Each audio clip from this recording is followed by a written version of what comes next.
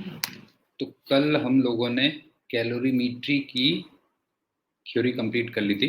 आज एग्जांपल्स करते हैं। उससे पहले एक छोटा सा पॉइंट रह गया था, एसटीपी और एनटीपी में डिफरेंस। मेरे ख्याल से केमिस्ट्री में पढ़ा भी होगा तुमने, स्टैंडर्ड टेम्परेचर एंड प्रेशर।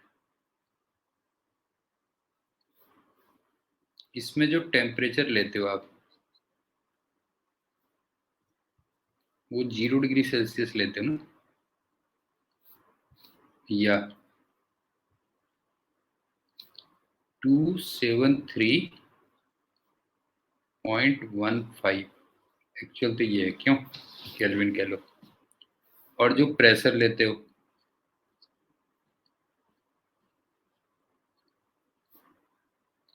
वो 10⁵ पास्कल लेते हो ना।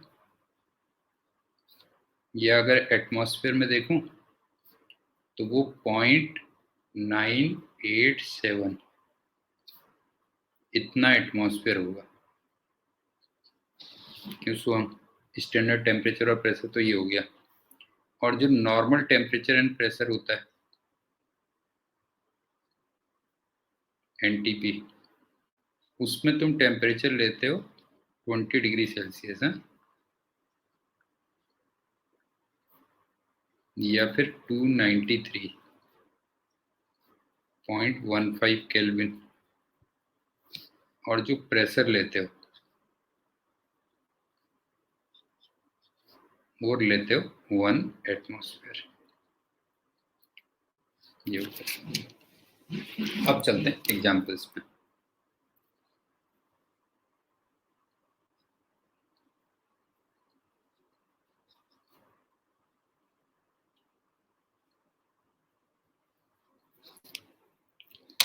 आपके पास 10 ग्राम आइस है,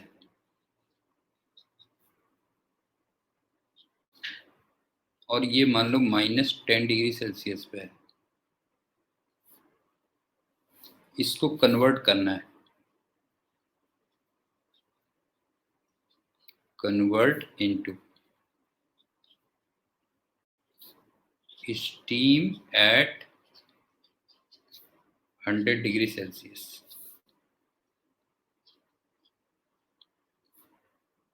इसमें तुम्हें टोटल हीट निकालनी है।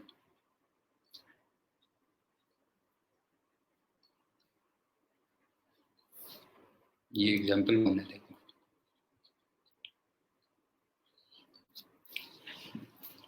अब इसका कन्वर्जन देखो कैसे होगा, धीरे धीरे स्टेप बाय स्टेप कैसे होगा। पहले -10 डिग्री सेल्सियस की जो आइस है, ये 0 डिग्री सेल्सियस की आइस में जाएगी। क्यों ये होगा। उसके बाद 0 डिग्री सेल्सियस की जो आइस है, ये 0 डिग्री सेल्सियस के वाटर में जाएगी। उसके बाद 0 डिग्री सेल्सियस का जो वाटर है वो 100 डिग्री सेल्सियस के वाटर में जाएगा। और फाइनली 100 डिग्री सेल्सियस का जो वाटर है वो 100 डिग्री सेल्सियस की स्टीम में जाएगा। बताओ ये टोटल स्टेप्स होंगे या नहीं होंगे। सो हम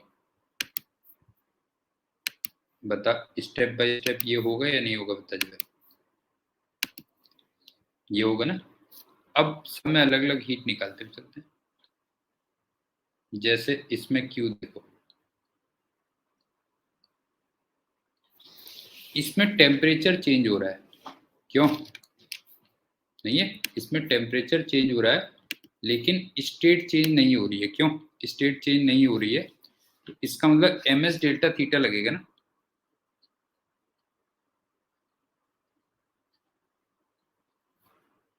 मास था 10,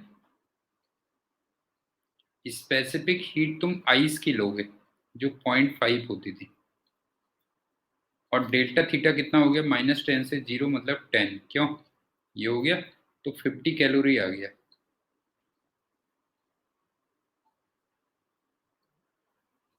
बता पीयूष, कोई प्रॉब्लम? पीयूष बता, इसमें कोई प्रॉब्लम बेटा जो है? ये हो गया।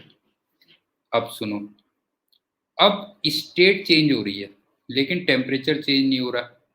इसका मतलब मैं Q2 वो m इंटू एल लिखूंगा ना, ये हो गया। अब m आ गया 10, और यहाँ पे जो लेटेंट हीट आएगी वो 80 वाली आएगी, क्यों 80 आएगी, तो 800 कैलोरी ये हो गया।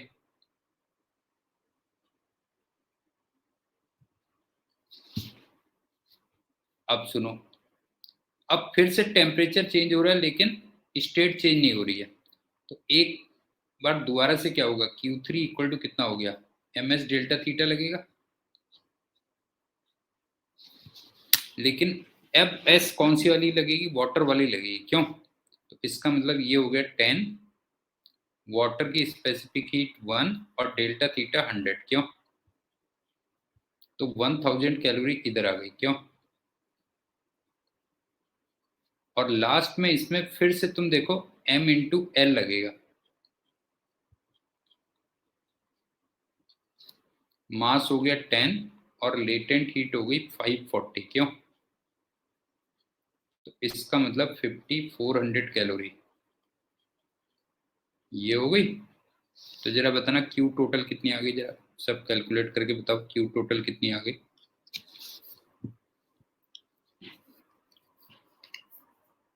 6400, 7400, 6400 सॉरी 7250, क्यों 7250 कैलोरी इतनी आ गई।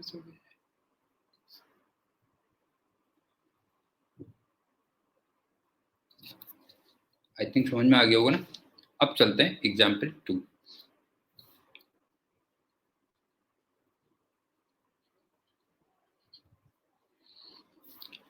अब तुमसे ये कहता है कि in example when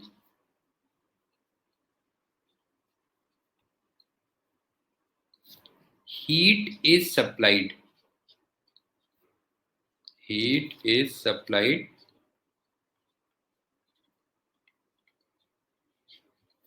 at a constant rate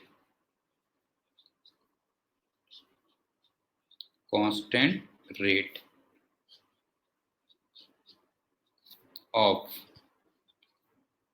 100 calorie per minute.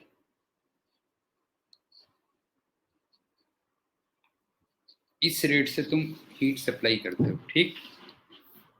So plot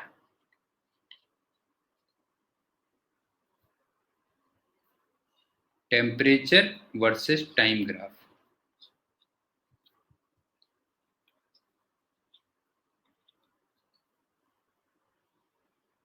ठीक है, टेम्परेचर वर्सेस टाइम ग्राफ ये है। थोड़ा सा मैं एक बार यहाँ पे वो लिख लेता हूँ, देखो Q1 जो थी वो 50 कैलोरी थी, Q2 वो 800 कैलोरी थी, Q3 वो थी 1000 कैलोरी, और लास्ट में Q4 वो थी 5400 कैलोरी ये थी। और तुमने किस रेट से वो की थी, 100 कैलोरी पर मिनट, इस रेट से तुमने हीट दी थी।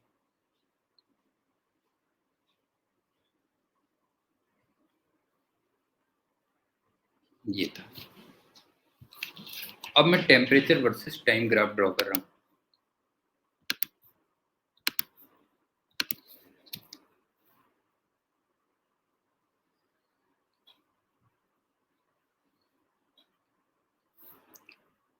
ये थीटा है डिग्री सेल्सियस में और ये टाइम है मिनट में। अब ध्यान से देखना, इस वाले में क्या होता था, टेम्परेचर चेंज हो रहा था। अगर तुम देखो तो इस वाले में टेम्परेचर चेंज हो रहा था -10 से 0। क्यों बता सो, इसमें टेम्परेचर चेंज हो रहा था -10 से 0, लेकिन 50 कैलोरी हीट देने में इस रेट से आपको आधा मिनट लगेगा ना। ये तो 50 कैलोरी हीट देने में 100 कैलोरी पर मिनट के रेट से कितना टाइम लगेगा, आधा मिनट। तो एक बात बताओ, ये ग्राफ ऐसा नहीं दिखेगा तुम्हें, बताओ जो है ये पहले -10 से स्टार्ट हुआ और ये 0 पे पहुंचा। क्यों 0 पे पहुंचा, और कितने मिनट में बताओ जो है 0.5 मिनट में। बताओ क्लियर है पीयूष, पहले तो ये बनेगा। अब सुनो, इस वाले पार्ट में टेम्परेचर 0 पे फिक्स था ना, ये तो इस वाले पार्ट में टेम्परेचर 0 पे फिक्स था कि नहीं था, बताओ जो है। और वो कब तक फिक्स रहेगा, जब तक तुम 800 कैलोरी नहीं दे देते। क्यों,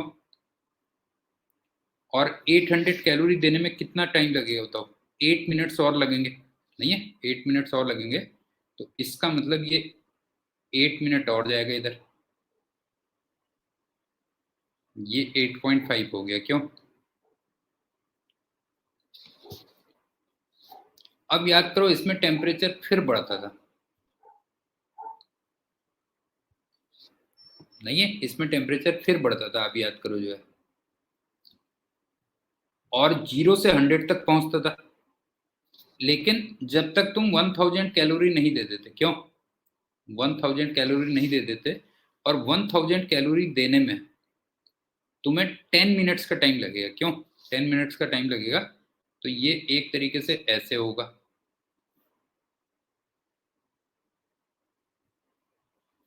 ये 100 डिग्री सेल्सियस आ गया, और 10 मिनट्स और आ गए। क्यों, तो 18.5 आ गया।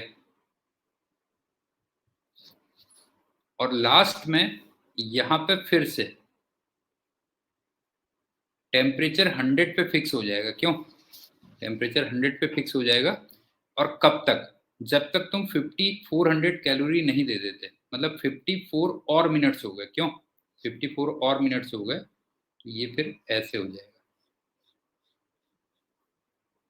और 54 और हो गए, तो ये 72.5 मेरे ख्याल से ये आ गया। क्यों, केवल यहीं तक मेरे को ग्राफ ड्रॉ करना था। ये बताओ समझ में आया कि नहीं आया,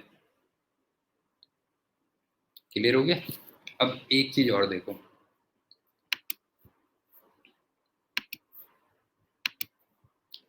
जीरो टेम्परेचर से नीचे केवल आइस रहती है, इसका मतलब ये सिर्फ आइस है।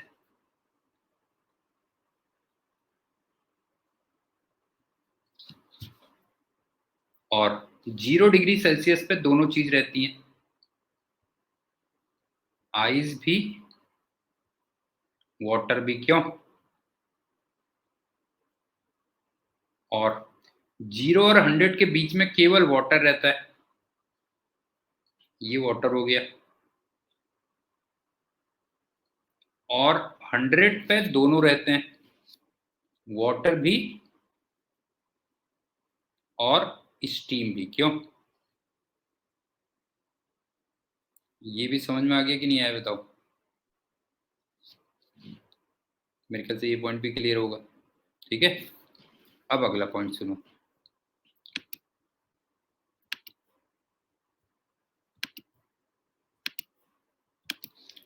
इस लाइन को मान लो मैं ए लाइन कहता हूं, इसको बी, इसको सी, और इसको डी। ठीक, तो सबसे पहले मैं ए और बी को डिस्कस कर लेता हूँ। सॉरी, ए और सी को, ए और सी को डिस्कस कर लेता हूँ पहले, उसके बाद बी और डी को एक साथ करेंगे।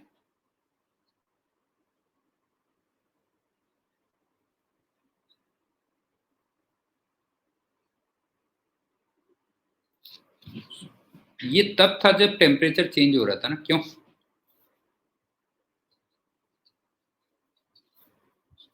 When temperature changes. क्यों,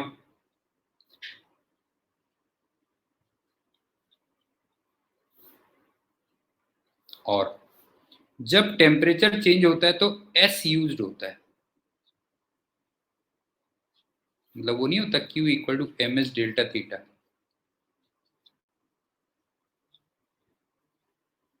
बताओ समझ में आ रही बात, नहीं आ रही बेटा, ये बताओ जो है।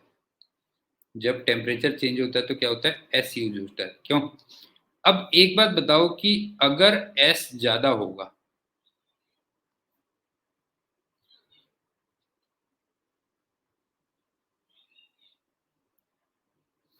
तो उसका जो टेम्परेचर चेंज होगा वो स्लो होगा ना। बताओ उस केस में जो rate of change of temperature होगा, rate of change of temperature,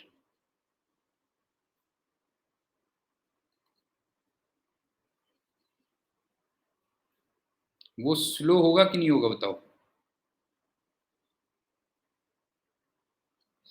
क्योंकि अगर स्पेसिफिक हीट ज्यादा होती है बेटा जो है, क्यों स्पेसिफिक हीट ज्यादा होती है तो वो धीरे धीरे गर्म होता है, धीरे धीरे ठंडा होता है, तो rate of change of temperature slow होगा या नहीं होगा बताओ जो है, स्लो होगा।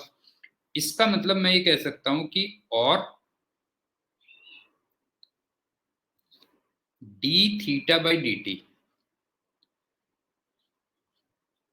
या slope of this line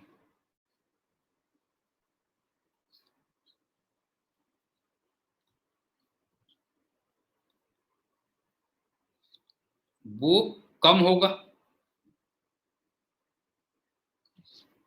so हम समझ में आया बेटा जो है, D theta by D T या स्लोप ऑफ दिस लाइन क्या होगा, कम होगा।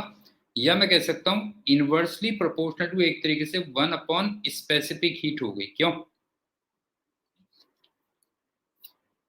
नहीं होता, वन अपॉन स्पेसिफिक हीट हो गई कि नहीं होगी बताओ जो है, ये हो गया। अब यहां पे आप देखो कि वाटर की जो स्पेसिफिक हीट होती है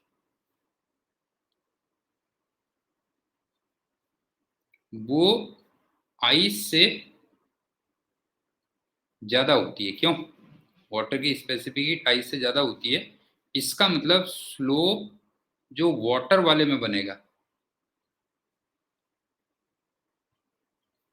वो लेस देन स्लोप आइस वाले में बनेगा, क्यों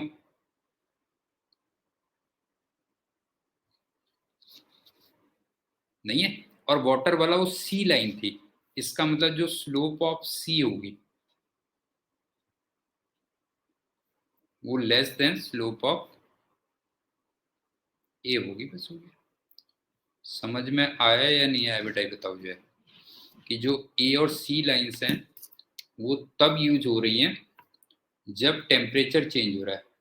इसका मतलब Q equal to M S delta theta use हो रहा है या एस यूज हो रहा है।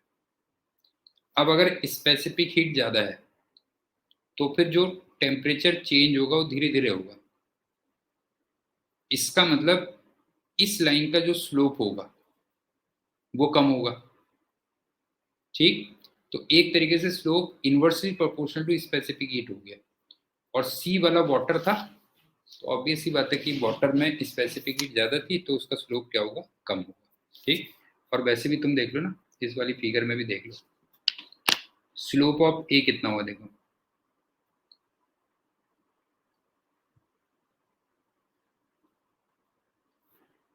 वर्टिकल अपॉन हॉरिजेंटल होगा, हाँ ध्यान रखना, वर्टिकल अपॉन हॉरिजेंटल। तो ये हो जाएगा 10/0.5। तो ये एक तरीके से 20, हाँ, डिग्री सेल्सियस पर मिनट ये होगा। इसकी यूनिट भी देख लो बेटा क्या होगी, इसकी यूनिट ये होगी ना, 20 डिग्री सेल्सियस पर मिनट होगी, ध्यान रखना जो है, क्यों ये होगी। और उसी टाइप से अगर तुम स्लोप ऑफ सी देखोगे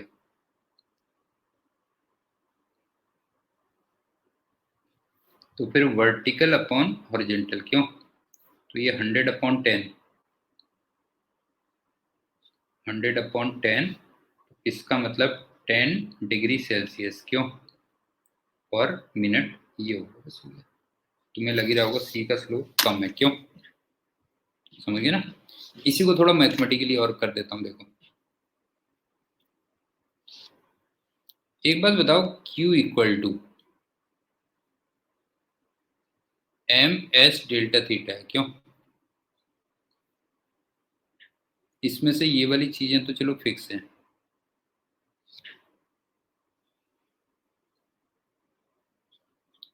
फिक्स फॉर कम से कम एक लाइन की बात कर रहा हूं, वन लाइन। क्यों?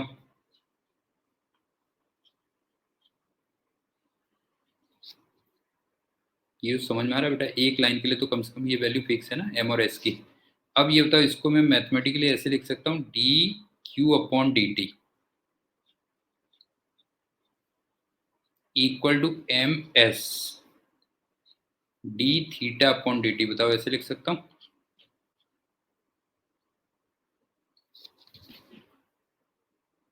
ये हो गया।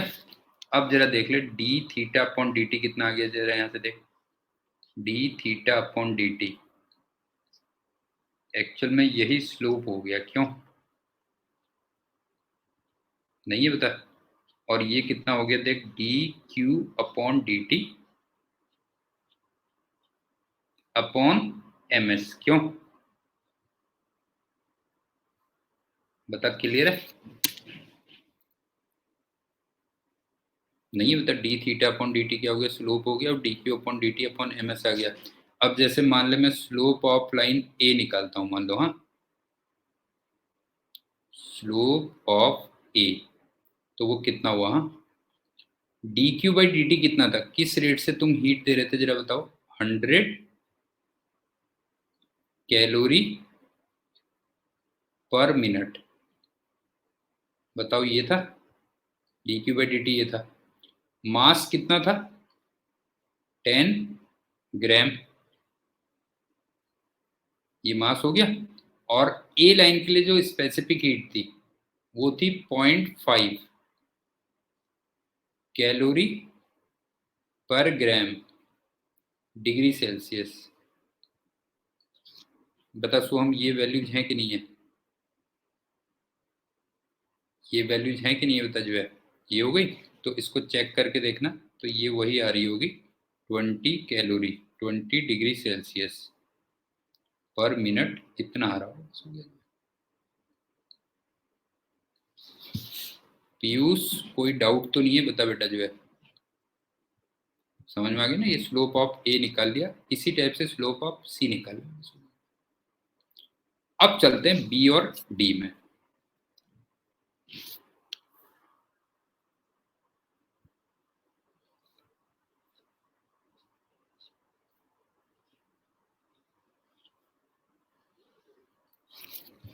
एक बात बताओ, ये लाइंस तब यूज हो रही है जब स्टेट चेंज हो रहा है ना?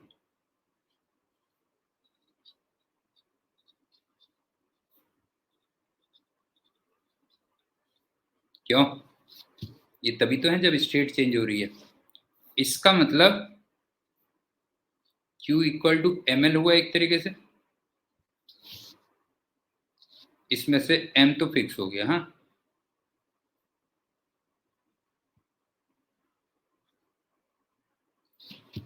तो एक बात बताओ, जो Q आया वो प्रोपोर्शनल टू लेटेंट हीट आ गया। क्यों? नहीं होता? Q proportional to latent heat आ गया। ठीक। अब इसका मतलब अगर लेटेंट हीट ज्यादा है तो ज्यादा हीट रिक्वायर्ड होगी, मोर Q रिक्वायर्ड।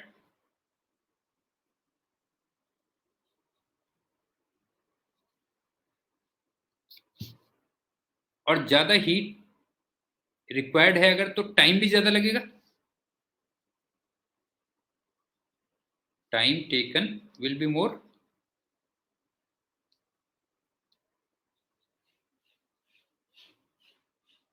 और अगर टाइम ज्यादा लगेगा तो फिर इस लाइन की जो लेंथ होगी वो ज्यादा होगी ना फिर। Therefore length of line,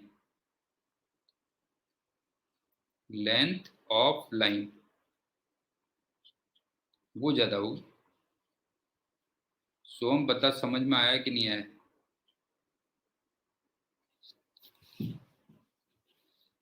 B और डी लाइंस तब यूज हो रही थी जब स्टेट चेंज हो रही थी। इसका मतलब Q equal to M L लग रहा था। तो एक तरीके से Q प्रोपोर्शनल टू L आ गया। तो अगर लेटेंट हीट ज्यादा है तो ऑब्वियस सी बात है तुम्हें ज्यादा हीट चाहिए, तो ज्यादा टाइम चाहिए। इसका मतलब इस ग्राफ में लाइन की लेंथ ज्यादा होगी, बस हो गया। जैसे डी में अगर तुम देखोगे तो लेटेंट हीट कितनी थी, लेटेंट हीट इन डी, वो लेटेंट हीट ऑफ वेपराइजेशन थी, क्यों? तो ये 540 थी। और इधर जो लेटेंट हीट थी वो लेटेंट हीट ऑफ फ्यूजन थी, इसका मतलब 80 थी, क्यों? तो डी की लेटेंट हीट ज्यादा है, इसका मतलब लेंथ ऑफ डी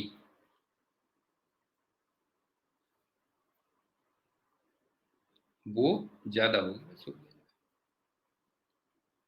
कोई डाउट तो नहीं है पीयूष? बता बेटा जो है ये बता, डी की ज्यादा लेंथ होगी क्योंकि उसमें लेटेंट हीट ज्यादा है, इसका मतलब तुम्हें ज्यादा हीट चाहिए, बस हो गया। और वो देख भी रहा होगा, देखो तुम्हें इस ग्राफ में देखो, ये था, इसकी लेंथ देखो कितनी है बेटा, ये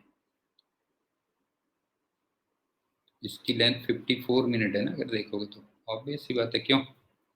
ये लेंथ 54 मिनट है। और अगर ये लेंथ देखोगे, नहीं है, तो ये वाली लेंथ सिर्फ कितनी है बताओ जो है, 8 मिनट है।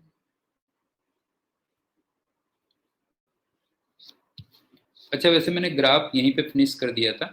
अगर मैं और भी ज्यादा करता तो फिर अब स्टीम का टेम्परेचर बढ़ना शुरू हो जाएगा ना, ये कह लो, ये स्टीम हो जाएगी सिर्फ, क्यों?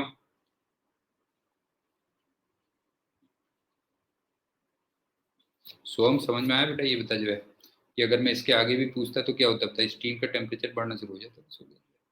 ये कह लो। अब चलते हैं थर्ड एग्जाम्पल में।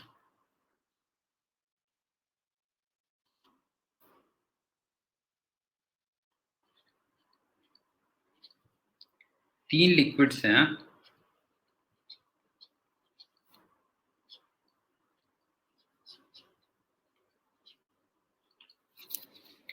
यूनिट से देखते हुए चलना कि मैं क्या चीज दे रहा हूं। पहला लिक्विड 10 ग्राम तो उसका मास है, और 1 कैलोरी पर ग्राम डिग्री सेल्सियस, ये इसकी स्पेसिफिक हीट है, और 20 डिग्री सेल्सियस पे है। दूसरा लिक्विड, उसकी वैल्यूज है मान लो 20, 2 और 60।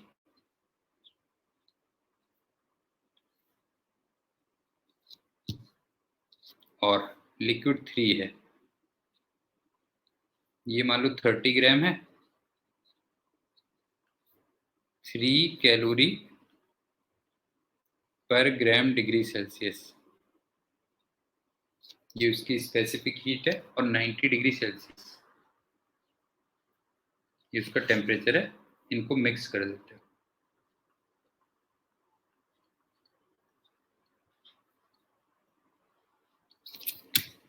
तो तुम्हें स्टेडी स्टेट में final temperature, final common temperature theta निकालना है, ठीक है? Find final common temperature, final common temperature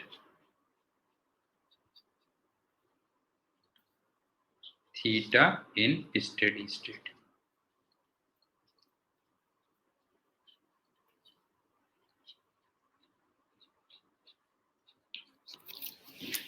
अब मुझे एक बात बताओ कि जो फाइनल कॉमन टेम्परेचर थीटा होगा स्टेडी स्टेट में, वो 20 और 90 के बीच में होगा ना कहीं? 20 और 90 के बीच में तो होगा, लेकिन 20 और 90 के बीच में भी फिर दो रेंज है, 20 और 60 और 60 और 90। बता पीयूष, 20 और 90 के बीच में भी तुम्हारी दो रेंज है, 20 और 60 और 60 और 90। तो इनिशियली तुम कहीं भी मान लो, कोई फर्क नहीं पड़ता, तुमने यहां पे मान लिया late theta is here.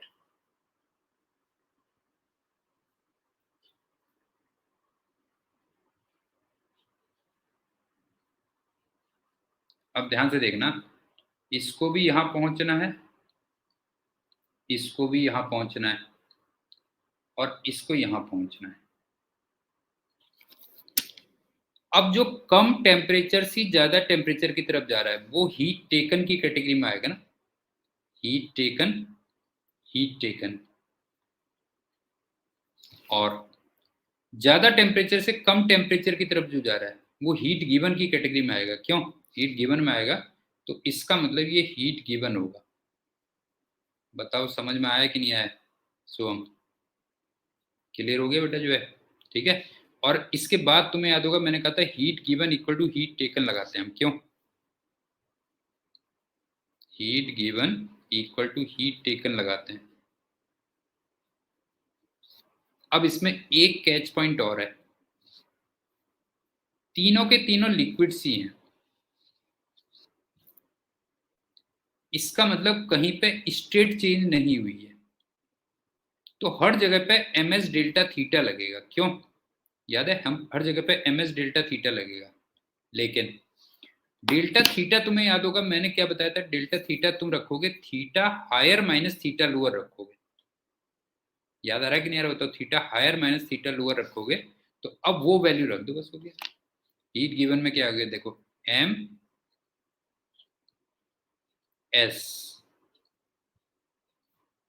Theta higher minus theta lower, ये आ गया। अब हीट टेकन में आ जाओ, M S theta higher minus theta lower plus M S theta higher minus theta lower. अब बताओ क्लियर हुआ या नहीं हुआ? देखो फिगर देख लो, ऑर्डर ये था देखो 90 ग्रेटर देन, अच्छा वहां 20 आएगा लास्ट में।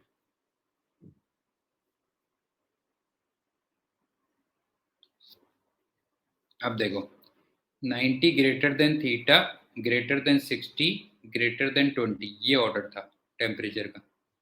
अब जरा देखना, अब वैल्यूज देखना बेटा, समझ में आ रही कि नहीं आ रही? देखो M S delta theta, M S delta theta, M S delta theta, देखना सोहम पीयूष वैल्यूज समझ में आ रही कि नहीं आ रही बताओ मुझे?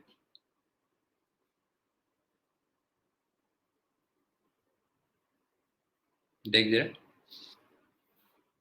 एम एस ऑर्डर ये है, एक बार दोबारा देखो, 90 थीटा से बड़ा है, थीटा 60 से बड़ा है, और 60 20 से बड़ा है, ये कह लो। ये तो यहां से थीटा निकाल लोगे।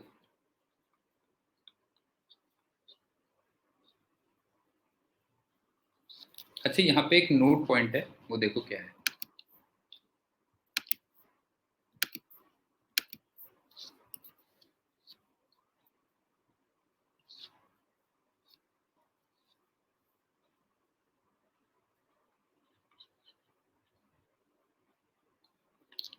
अभी मैंने जो थीटा रखा था ना वो 90 और 60 के बीच में रखा था। थीटा को 60 और 20 के बीच में रख लो,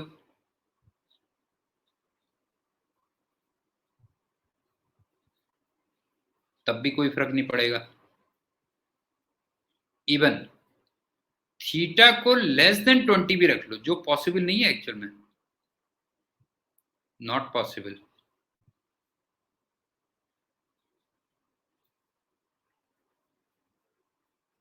या थीटा को तुम ग्रेटर देन 90 डिग्री सेल्सियस रख दो, ये भी पॉसिबल नहीं है, तो भी आंसर सेम आएगा।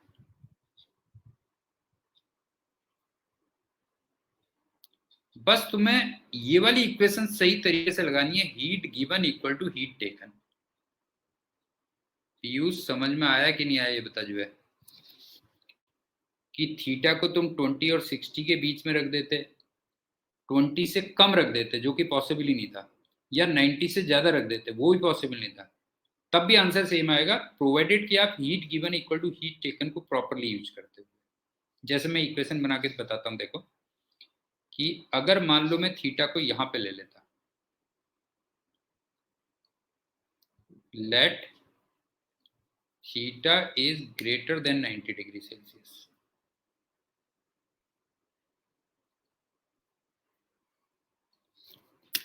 अब मैं लगा रहा हूं heat given equal to heat taken. हाँ, ध्यान से देखना।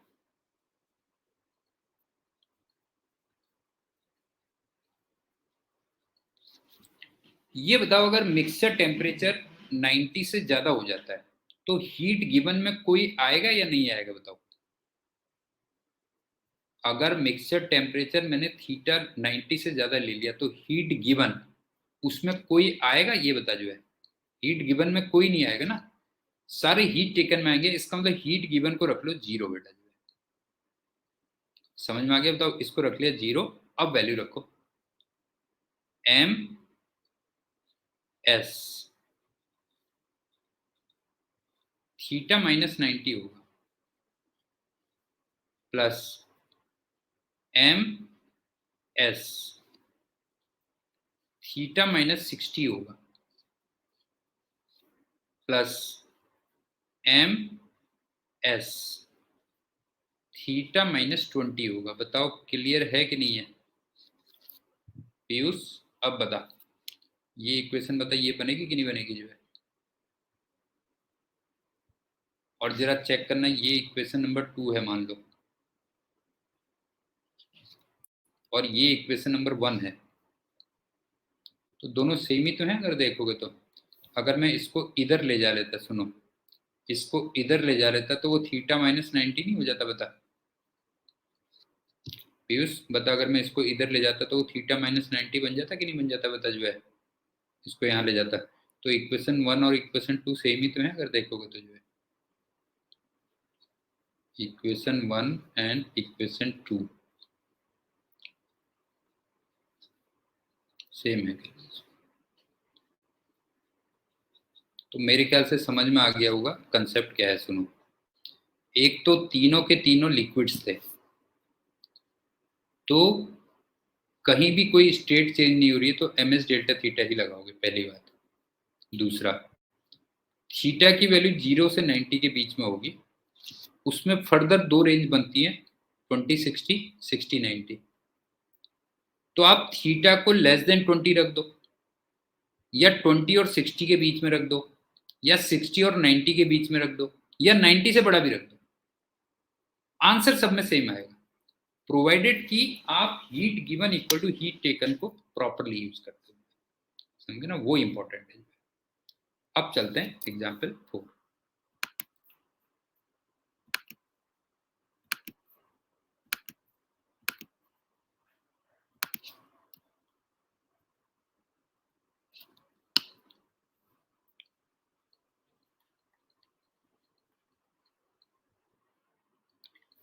तीन लिक्विड्स हैं,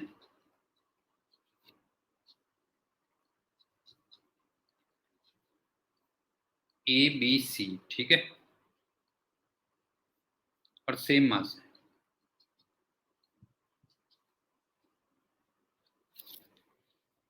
ए का टेम्परेचर मान लो 100 डिग्री सेल्सियस दिया हुआ है, बी का टेम्परेचर 60 डिग्री सेल्सियस दिया हुआ है, सी का टेम्परेचर 10 डिग्री सेल्सियस दिया हुआ है। अब तुमसे कहता है कि जब ए और बी को मिक्स करते हो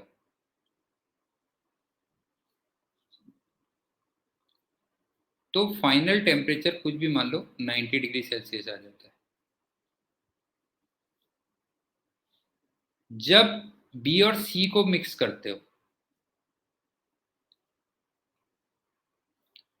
तो मान लो फाइनल टेम्परेचर 40 डिग्री सेल्सियस आ जाता है, ठीक है। तो तुमसे कहता है कि जब ए एंड सी को मिक्स करोगे तो फाइनल टेम्परेचर कितना आना चाहिए? क्वेश्चन समझ में आया या नहीं आया बेटा? बताओ।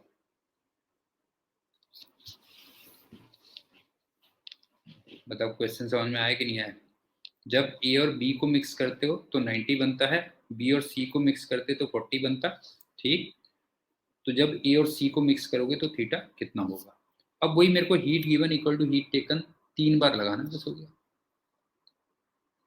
Heat given equal to heat taken. सबसे पहले चलते हैं ए एंड बी में, ध्यान से देखना। इसमें ए आएगा हीट गिवन में और बी आएगा हीट टेकन में। बताओ पीयूष, ठीक है? ए आएगा हीट गिवन में और बी आएगा हीट टेकन में, ये हुआ ना? तो ये क्या लगेगा देखो, एम एस ए। क्या क्या थे सुनो, 100, 60 और 90 थे। 100, 60 और 90, तो ये हो गया 100 माइनस 90 और वो आ जाएगा M S B, 90 minus 60। Piyush बता, इक्वेशन समझ में आई कि नहीं आई? इक्वेशन बता, समझ में आई कि नहीं आई? अब चलते हैं बी और सी। इसमें बी हीट गिवन में आएगा और सी हीट टेकन में आएगा। क्यों? सी हीट टेकन में आएगा, तो ये है 60, 10 और 40। 60, 10 और 40। M S B 60 minus 40 equal to M S C 40 minus 10। कोई डाउट?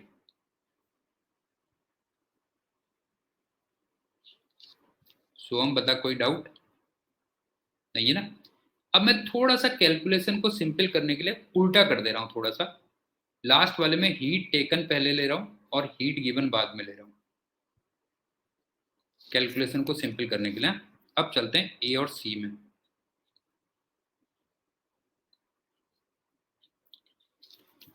अब के सी हीट टेकन में आएगा और ए हीट गिवन में आएगा। क्यों? सी हीट टेकन में और ए हीट गिवन में। और कौन से टेम्परेचर है? 100, 10 और थीटा। ये यहां ध्यान रखना बेटा, जो है 100, 10 और थीटा। तो ये क्या होगा देखो, एम एस सी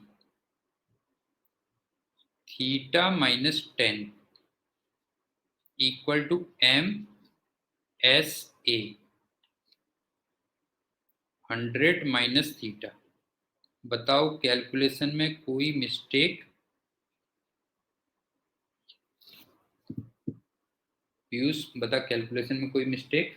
लास्ट वाले में थोड़ा सा मैंने चेंज कर दिया, हीट टेकन को पहले ले लिया था बेटा। जो क्लियर हो गया? ठीक है, अब तीनों को मल्टीप्लाई कर दो बस, हो गया। थोड़ा इजी होगी कैलकुलेशन, देखो कैसे। M M M M cube left side में आया, M M M M cube right side में भी आ गया।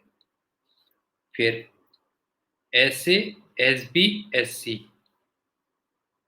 S A S B S C, ये भी कैंसिल हो गया अगर देखोगे तो, जो है ये हो गया। अब ये बना 10, ये बना 20, तो 200 थीटा माइनस 10 इक्वल टू, ये बना 30 और ये बना 30, तो 900 100 माइनस थीटा। क्यों? ये हो गया, ये कैंसिल, तो यहां से तुम थीटा फाइंड कर लो।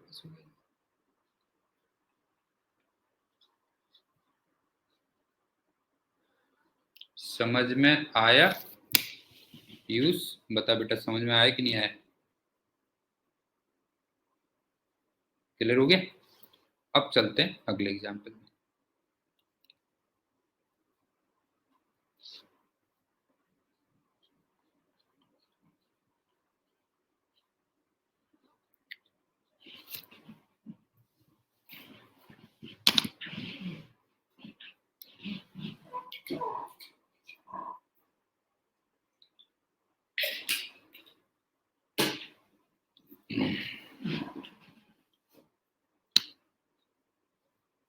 ये कंटेनर है, इसमें एक लिक्विड रखा हुआ है। कंटेनर का वाटर इक्विवेलेंट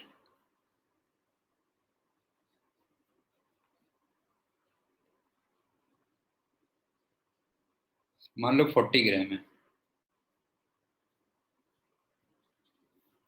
और लिक्विड का जो मास है वो 10 ग्राम है, लेकिन इसकी जो स्पेसिफिक हीट है ये कांस्टेंट नहीं है, ध्यान रखना।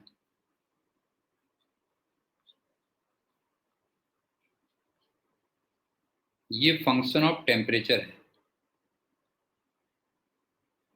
और मान लो कुछ भी 0.4 थीटा दे रखी है मान लो,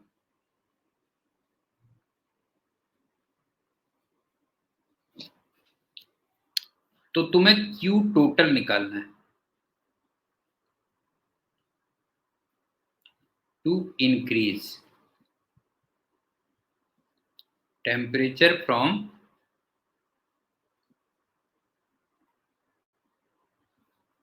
40 degree Celsius to 60 degree Celsius.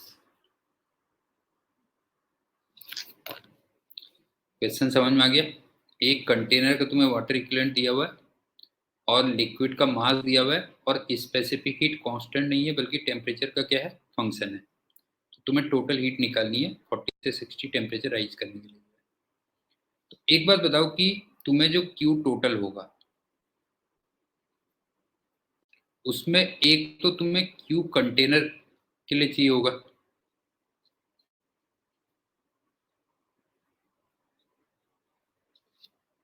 Plus Q liquid के लिए चाहिए होगा। बताओ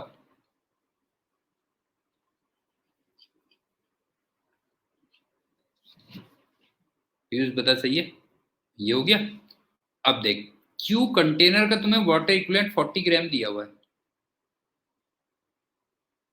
तो एक तरीके से तुम्हें 40 ग्राम वाटर गर्म करना है, क्यों नहीं है, 40 ग्राम वाटर गर्म करना है।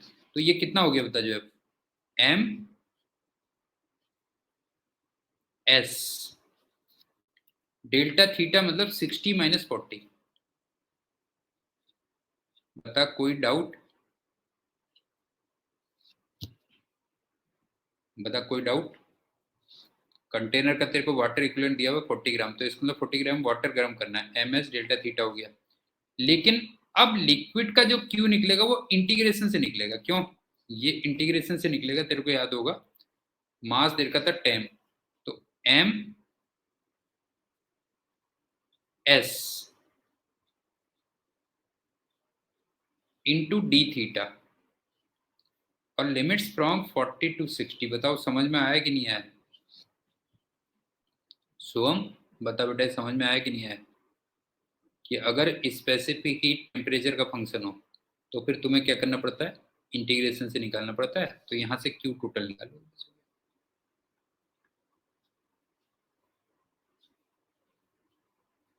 ये आ गई, ठीक है। अब चलते हैं नेक्स्ट एग्जाम्पल।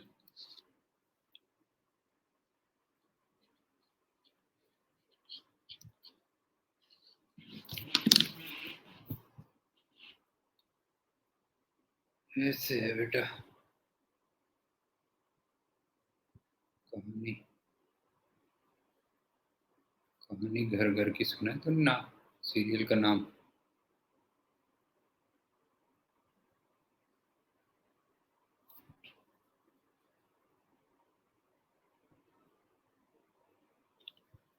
कहानी घर घर की सुना है ना तूने पीयूष? सीरियल का नाम सुना है कि नहीं सुना? बता जो है कहानी घर घर की जो है। अब नेक्स्ट क्या है सुन,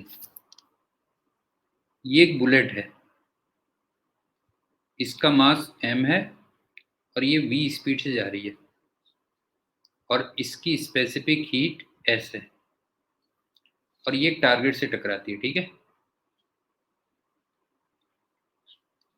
कोलाइड्स विद टारगेट।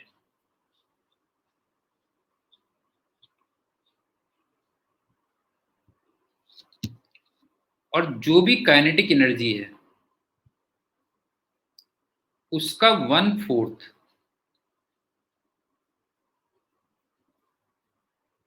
बुलेट का टेम्परेचर राइज में चली जाती है, ठीक, in temperature rise of bullet.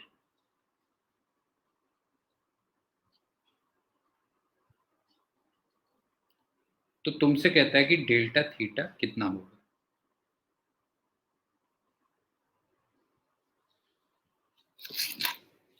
तो एक बात बताओ, सिंपल सा मैं ऐसा कर दूं, हाफ एम वी स्क्वायर, इसका भी 1/4 equal to M H delta theta रख दूं। बता Piyush, half M V square का 1/4 M H delta theta put कर दूं, बताओ बेटा जो है ये कर दूं। अब यहां से m और m कैंसिल हो गया, तो यहां से फिर तुम डेल्टा थीटा निकालो।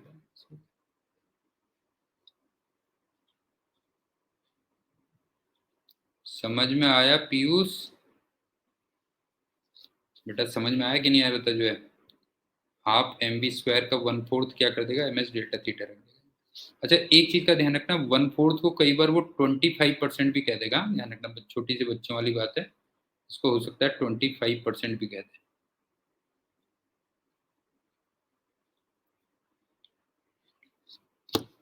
लेकिन यहाँ पे एक नोट देना बेटा जो है, नोट याद रखना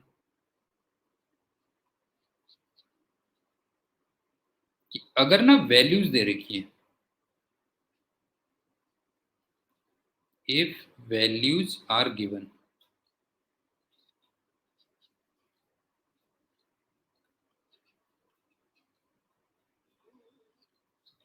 तो फिर तुम m को एकदम से ऐसे डायरेक्टली कट मत कर देना बेटा, क्योंकि पता लगा ना तुम यहाँ पे तो नॉर्मली क्या होता है ग्राम में ले लेते हो, और यहाँ पे तुम केजी में ले लेते हो। समझ में आ रहा है क्या कह रहा हूँ बेटा, ये बता पीयूष। नॉर्मली क्या होता है, हाफ एम बी स्क्वायर को जूल में लाने के लिए क्या होता है, तुम m को केजी में लेते हो ना, और इधर तुम नॉर्मली ग्राम में लेते हो। तो एकदम से कैंसिल मत करना, बेटर ये सबको एसआई में कन्वर्ट कर दो, सारी यूनिट्स को एसआई में कन्वर्ट कर दो। अगर वैल्यूज गिवन है तो कन्वर्ट ऑल वैल्यूज, तब फिर कोई प्रॉब्लम नहीं है। Convert all values in SI.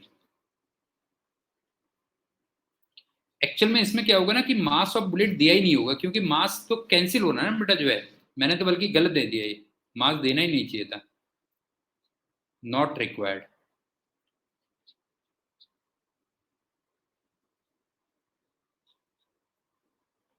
Piyush बात समझ में आ रही क्या कह रहा हूँ बेटा जो है, मास तो कैंसिल ही हो रहा, मास मेरे को देना ही नहीं चाहिए था जो है, ठीक। तो एक्चुअल क्वेश्चन में भी तुम्हें मास नहीं दिया होगा, अच्छा तुम एकदम से कैंसिल कर दोगे, लेकिन पता लगा तुम क्या कर रहे हो, देखो लेफ्ट हैंड साइड में तुमने केजी रखा होगा और राइट हैंड साइड में तुमने ग्राम रखा होगा, और उनको तुमने कैंसिल कर दिया जो है। तो ये थोड़ा ध्यान रखना है तुम्हें जो है। पॉइंट क्लियर हो रहा है कि नहीं हो रहा बता जो है, जैसे मैं बताता हूँ देख कैसे करना है, ध्यान से देख। तेरे को इसका मतलब क्या क्या चाहिए, v और s चाहिए, बस हो गया।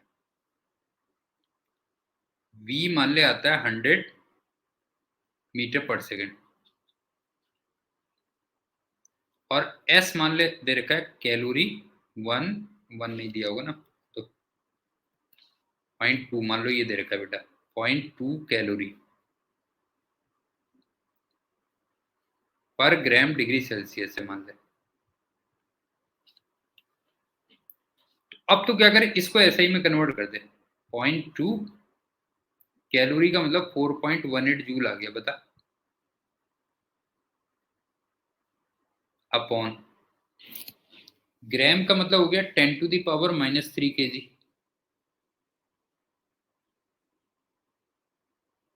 और तू जानता है डिग्री सेल्सियस और केल्विन में कोई फर्क नहीं पड़ता, इसको केल्विन भी रख देगा तो कोई फर्क नहीं पड़ता, क्योंकि यहाँ पे डेल्टा थीटा आता है। पीयूष समझ में आ रहा है क्या कह रहा हूँ बेटा? तो ये हो गया, अब तू कैंसिल कर ले, अब कोई प्रॉब्लम नहीं है, नाउ यू कैन कैंसिल मास।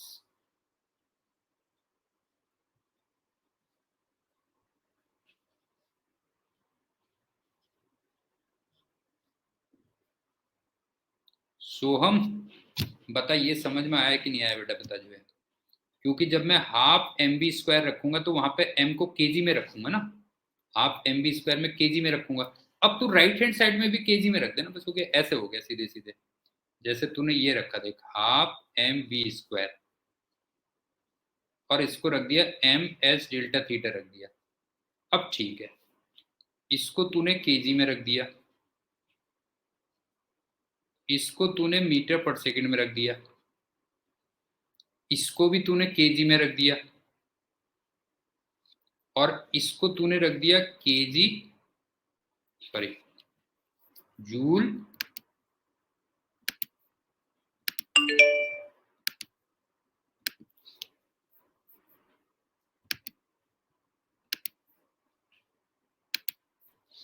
इसको तूने रख दिया जूल पर केजी। डिग्री सेल्सियस ही रहने तब भी कोई प्रॉब्लम नहीं है, और यहां पे डिग्री सेल्सियस सही है। अब ठीक है, अब तू ये केजी वाला मास और ये वाला मास कैंसिल कर सकता है, ये कह दे। मेरे ख्याल से समझ में आ गया होगा मैं क्या कह रहा हूँ बेटा, जो है कि अगर वैल्यूज नहीं दे रखी है तब तो चलो ये आंसर ठीक है, ये वाला जो आंसर था ना तब तो ये सही है। लेकिन अगर तेरे को वैल्यूज दे रखी है तो स्पेसिफिक हीट को भी बेटर है कि तू पहले किस में कन्वर्ट कर लेना, जूल वगैरह में कन्वर्ट कर लेना, तब कैंसिल करना। ठीक है, अब चलते हैं नेक्स्ट में।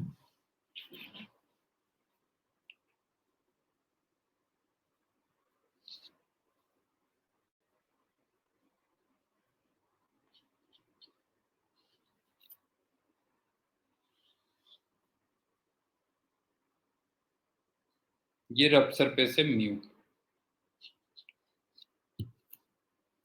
और इसको तू डी डिस्टेंस तक ले जाता है, और इसकी स्पेसिफिक हीट एस है। तो तुमसे कहता है कि जितना भी वर्क डन अगेंस्ट फ्रिक्शन होता है वो पूरे का पूरा हीट में चला जाता है। All work done against friction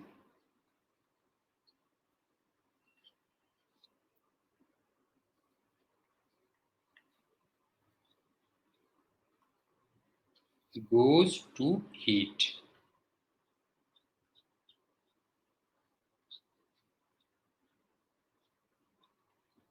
तो तुमसे कहता है डेल्टा थीटा कितना होगा।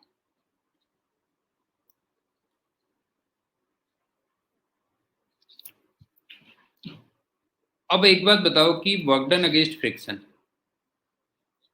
वर्क डन अगेंस्ट फ्रिक्शन, इसको मैं ms डेल्टा थीटा रख दूं? बता Som, work done against friction क्या होगा, ms डेल्टा थीटा। अब वर्क डन अगेंस्ट फ्रिक्शन कितना होगा, फ्रिक्शन इनटू डिस्टेंस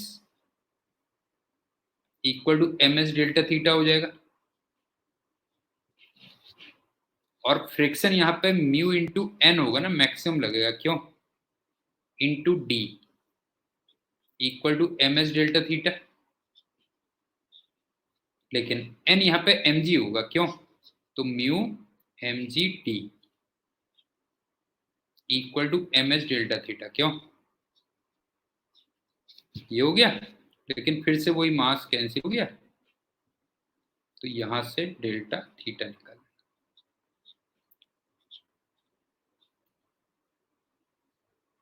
लेकिन फिर वही वाली बात है, समझे ना, फिर वही वाली बात है कि अगर वैल्यूज दे रखी है तो फिर पहले s को किस में कन्वर्ट कर लेगा, समझ में आ रहा है। If values are given, values are given, तो पहले तू s को कन्वर्ट कर लेना जूल पर केजी, डिग्री सेल्सियस इसमें कन्वर्ट कर लेना, और तब कैंसिल करना, देन कैंसिल एन। मेरे ख्याल से ये भी समझ में आ गया होगा, क्यों सोम, समझ में आया बेटा ये, ठीक है। अब चलते हैं अगली बात सुनो।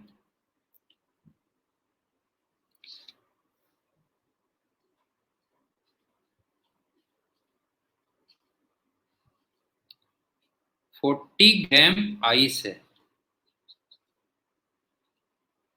लेकिन वो तुम्हें 0 डिग्री सेल्सियस पे दे रखी है, यहाँ पे थोड़ा सा मैंने वो किया हुआ है।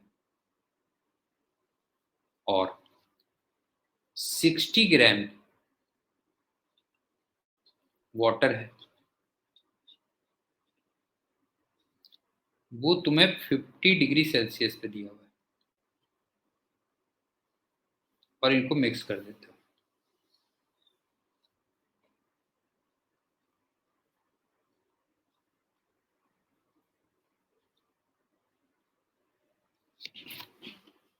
तो तुम्हें मिक्सर टेम्परेचर फाइंड करना कितना होगा।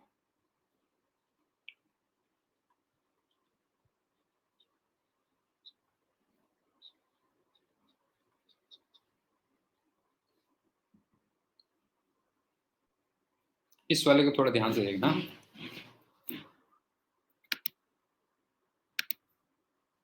सबसे पहले ये देखते हैं कि ये जब मेल्ट होगी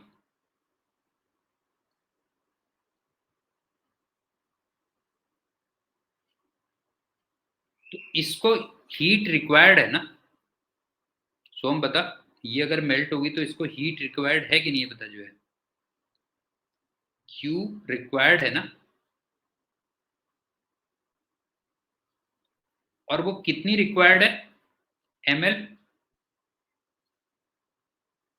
ये हुआ, मास हो गया 40, और लेटेंट हीट यहाँ पे आ गई 80। क्यों? तो इसका मतलब 3200 कैलोरी हीट रिक्वायर्ड है। ये समझ में आ गया कि नहीं आ गया। पूरा मेल्ट होने के लिए इसको 3200 कैलोरी हीट रिक्वायर्ड है। पीयूष बता बेटा जो है, पूरा कन्वर्ट होने के लिए इसको कितनी हीट रिक्वायर्ड है, 32 कैलोरी इतना है। अब जरा इसको देखते हैं। जब ये 0 डिग्री सेल्सियस के वाटर में जाएगा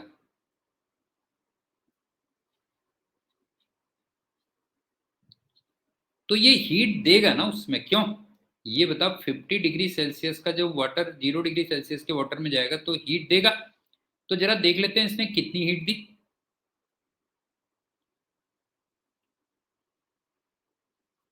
वो ms डेल्टा थीटा होगा। बता क्लियर है कि नहीं, बता जो है ms डेल्टा थीटा होगा। m यहाँ पे हो गया 60, s यहाँ पे लोगे 1, और डेल्टा थीटा लोगे 50। क्यों? ये केवल 3000 कैलोरी मिल रहा है।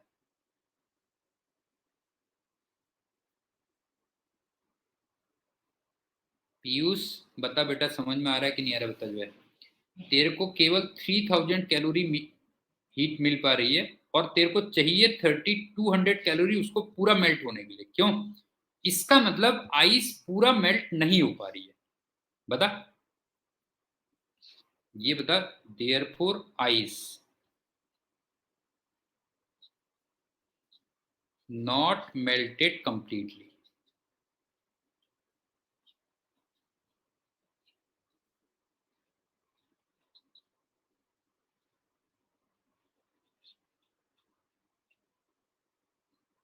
समझ में आ गया ना, आइस पूरा मेल्ट नहीं हो पाई है। अच्छा, कितना मास मेल्ट हुआ है जो है, मास मेल्टेड। और ये इसलिए नहीं हुआ है बिकॉज जो 3000 कैलोरी है ये लेस है 3200 कैलोरी से। अब जरा ये देख लेते हैं कि कितना मास मेल्ट हुआ। Mass melted m equal to Q by L लिख लूं। ये हो गया ना, m equal to Q by L. अब मेरे को हीट मिली थी 3000, और लेटेंट हीट मेरे पास है 80। क्यों? ये तो ये हो गया, तो 150 अपॉन 4 37.5, मेरे ख्याल से 37.5 इतना ग्राम है। जरा देखना,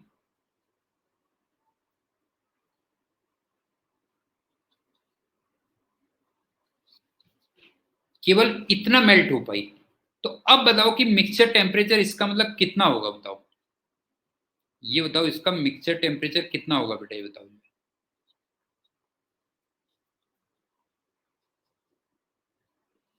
वो 0 डिग्री सेल्सियस पे रहेगा, बस हो गया भाई। पूरा आइस मेल्ट ही नहीं हो पाई ना, 0 डिग्री सेल्सियस पे रहेगा, बस हो गया जो है। और इसमें आइस भी होगी, वाटर भी होगा। आइस कितनी होगी, 40 में से 37.5 तो मेल्ट हो गई बेटा, क्यों?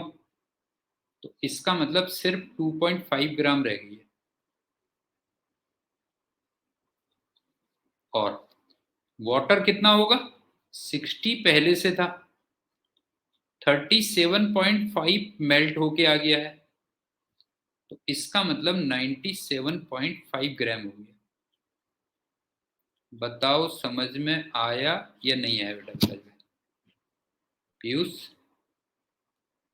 बता बेटा, ये क्लियर हुआ कि नहीं हुआ, बता जो कि पूरी आइस को मेल्ट होने के लिए तेरे को 3200 कैलोरी हीट चाहिए थी, और 60 ग्राम वाटर जब 50 से 0 पे पहुंचेगा तो केवल 3000 कैलोरी हीट मिली तुम्हें। नहीं है, केवल 3000 कैलोरी हीट मिली। तो इसका मतलब इतना कंफर्म है पूरी आइस मेल्ट नहीं हो पाई है। तो मिक्सचर का टेम्परेचर 0 पे रहेगा, और उसमें आइस और वाटर दोनों की दोनों होंगे। और आइस कितनी होगी, जितनी पहले से थी उसमें जितना मेल्ट हो गई उसको माइनस कर दो। और वाटर क्या था, 60 पहले से था, और जो मेल्ट होके आ गया वो क्या। बताओ डाउट कोई, कोई डाउट? सोहम, पीयूष, बताओ बेटा कोई डाउट है? नहीं है ना। अब एक काम करते हैं कि अब एक पूरा ही वो कर देते हैं जिसमें आइस भी मिला दें, वाटर भी मिला दें, स्टीम भी मिला दें, फिर करते हैं क्या होगा।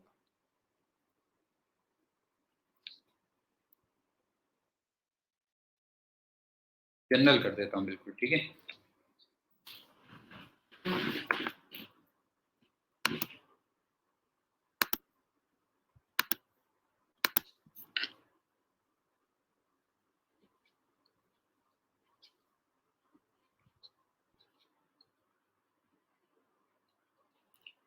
मान लो 10 ग्राम स्टीम है,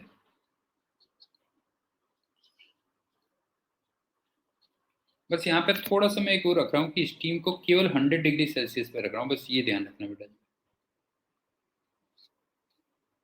40 ग्राम वाटर है,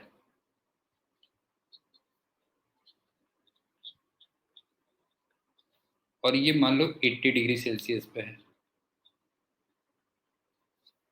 और 60 ग्राम मान लो आइस है। वो भी मैंने थोड़ा सा यहाँ पे वो लिया हुआ है कि केवल 0 डिग्री सेल्सियस पे लिया है, क्योंकि बहुत ज़्यादा टफ नहीं देगा कैलकुलेशन। इनको मिक्स कर दिया बेटा,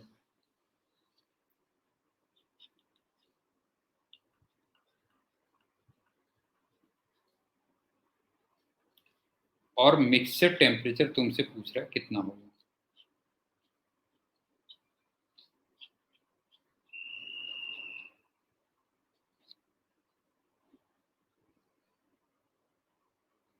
अब ध्यान से देखना, लेकिन इस केस में पॉसिबल केसेस क्या क्या बन सकते हैं। Possible cases,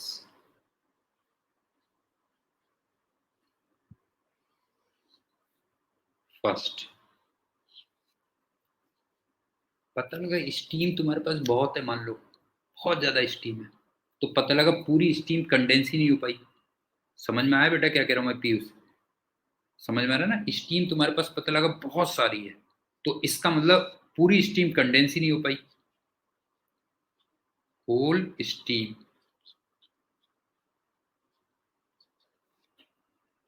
could not be condensed।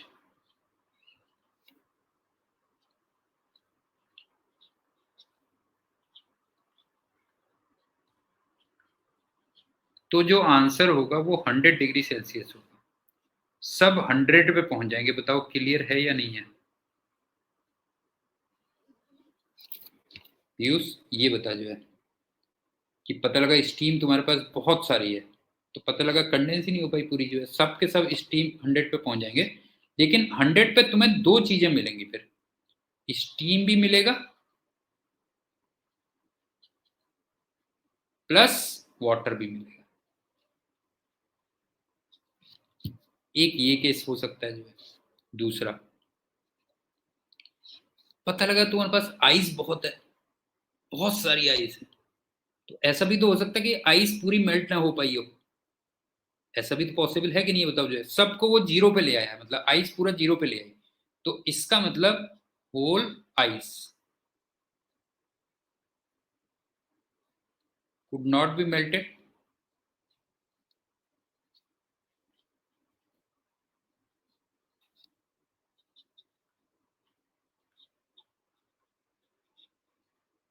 तो फिर जो आंसर होगा वो 0 डिग्री सेल्सियस होगा। मेरे ख्याल से समझ में आ रहा होगा ना, कि अगर स्टीम बहुत सारी है तो वो सबको 100 पे ले आएगी, और अगर आइस बहुत ज्यादा है तो फिर वो सबको 0 पे ले आएगी। ठीक, लेकिन इस केस में तुम्हें आइस मिलेगी प्लस वाटर मिलेगा। बता समझ में आया? शिवम पीयूष बता। जो है दूसरा केस ये हो सकता है जो है, ठीक है। और तीसरा केस ये हो सकता है कि पता लगा स्टीम भी कंडेंस हो गई, स्टीम पूरी कंडेंस हो गई, होल कंडेंस्ड,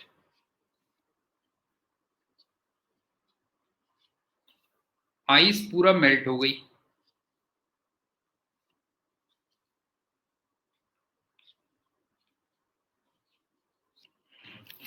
और जो मिक्सचर बना वो वाटर बना फिर फाइनली।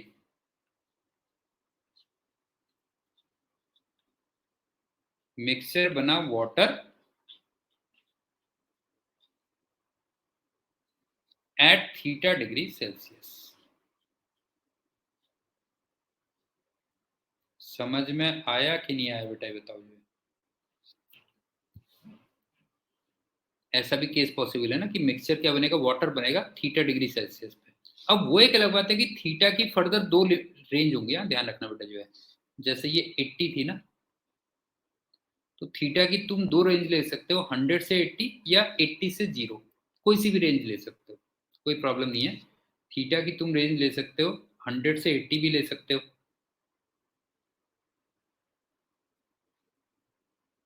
और 80 से 0 भी ले सकते हो।